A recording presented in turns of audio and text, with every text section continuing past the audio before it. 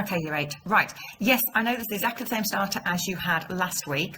All right, but I just want you to see whether your answers are going to be more specific after the lesson we had last week, okay, on living conditions. All right, so rather than guessing at 5 things in your house, I now want you to give me a more of an educated response over what 5 things, all right, would make, if you didn't have these 5 things in your house, what would make it unhealthy. And this time I do want an explanation.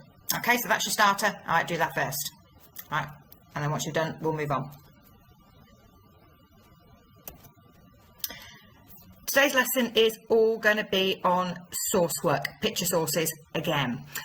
This time we're again looking at how useful is this source. All right, so what does it tell us? What can we learn from it? Just like when you did the piece of work on the tremendous sacrifice, okay, so you did the piece of work on the factory, okay, with that mincing machine, okay, and the children and the women going into the mincing machine. All right, same with this. It's a very busy picture. All right, there's an awful lot going on. The first thing you have to do is try and dissect, all right, the different sections, okay, of the source. So there should be some sheets printed off for you, all right, which breaks that down into individual pictures for you. So you should end up, all right, the sheet that's something like this. All right, so you've got the picture in the middle, and it's pointing to some of the various problems as far as the living conditions are concerned. What I want you to write in each of these boxes is what is the problem you can see, all right, and why is that a problem? So let's just have a quick look at this first one here. All right, so the one right at the top, all right, is pointing to the window. All right, it could be pointing to this window, it could be pointing down here, really. All right, so the main problem we can see here is the overcrowding. All right, so the main problem I can see here is overcrowding. All right, and then explain to me why overcrowding is a problem as far as people's public health is concerned. All right, so I want you to fill that sheet in first yourself. We need to understand every single aspect of the source first before we can use that, okay, to try and answer a question. All right, so pause the video until you have completed that sheet, please. All right, and then I want you to press play again and we'll go through the answers and use that, all right, to answer a specific question. All right, so pause the video, answer that.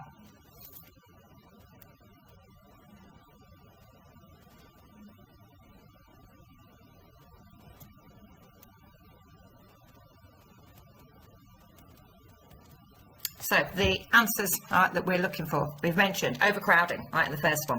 All right, diseases spread quickly and easily with more people.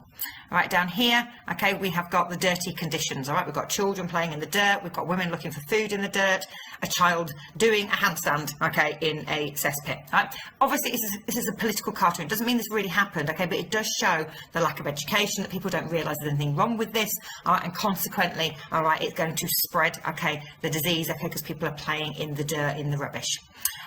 Here, this boy here, if you notice here, is holding a chimney sweep. All right, so this is showing us child labour. All right, showing the children worked long hours, they didn't get enough food, that they worked in dangerous conditions. All right, all of these things are more likely to make children die at this age, okay, than we would expect nowadays. Okay, so that's what you're looking at in there. We're talking about child labour particularly. Here it says logins for travellers. Right, first of all, to point out there, lack of education. Right, can't spell. All right, if you've got lack of education, it means you don't understand about dirt and disease. All right, again, it's making it more likely, okay, that you're going to catch something. Also, if we've got lodgings here, all right, it means that more people are coming. They're coming from different places. They're going to bring diseases with them. It's going to spread the disease quicker and further around the country, not just in that town. And then there's finally a picture here, all right, is what the whole source is about, and that's showing a coffin. All right, so it's showing that all of these conditions we've talked about in the source, okay, the overcrowding, okay, the playing in the dirt, okay, the child labour, all right, the travellers, all of this, all right, means death is more likely. All right, so that's the piece of work that you've got to do. All right, now you've got a separate sheet, okay, where I want to actually write an answer to the question on. So I'm going to show you that bit next. So this is how these source questions are going to look like. So you've got the picture, same picture we've just been using. So there's no new ideas here. We're using the ideas we've already covered. The question says, how useful is this source for an inquiry into living conditions for the working classes in the Industrial Revolution? So what I want you to look for, I want you to find 3 things that you can learn from that picture. So that could be any of those boxes we cover. So it could be you can learn that living conditions are overcrowded, all right, and explain how that is a problem.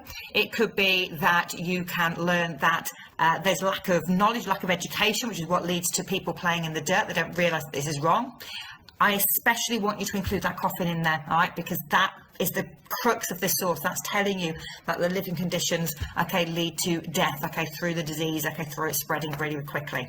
All right, so for the answer to that, I want you to cover 3 things that you can learn from that source, 3 things that are useful. All right, if you look on the back of the sheet, it also gives you some guides of what you want to do. So you're telling me what you can learn from the source. You're using your own knowledge to back it up. So how do you, is this true? Is this things that you've learned about?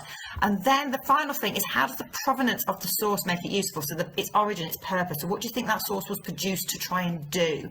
All right, so try and include that in as well. So this is a political cartoon, right? It's not aimed at the working classes. It cannot be aimed at the working classes because they know what the conditions are like, all right? So it's come from Punch, which is like a political satire magazine, which is often designed to poke fun at the government, poke fun at people in charge.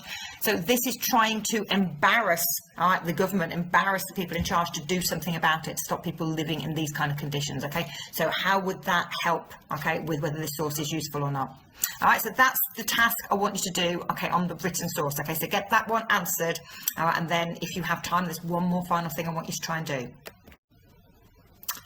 If you've managed to accurately and successfully get the answer done for how useful is this source on the Court for King Cholera source, the one we've just been looking at, I now want you to try and transfer the same skills to the source on the board at the moment. All right, so again, what can you learn from this source? How useful is this to somebody who is studying living conditions, okay, in the Industrial Revolution? All right, so again, look at that picture. What can you learn from it? What does it tell you about living conditions, about what we have learned? So look through it carefully and try and pick bits of information from it. When it comes to bringing in the provenance, the purpose of the source, you need to look very, very carefully, oh, that's just coming the way, of who has written the source. All right, apologies, wait for that to disappear. Right, so right at the bottom it says The Cottage.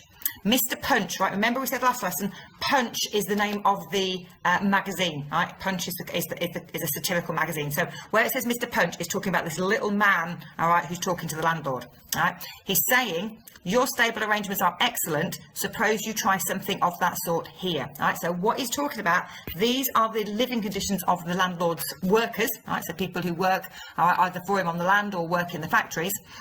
And he's saying, why don't you use your stable arrangements here? So he's basically trying to say that the horses are living in better conditions, all right, than, okay, the working class and the people are. All right, so again, what is this trying to do? Is it trying to embarrass the landlords? Is it trying to embarrass the government? All right, what is the provenance of that source? All right, and how would that help to make it useful? All right, so if you get time, get that one done in your book as well. Okay then, well done.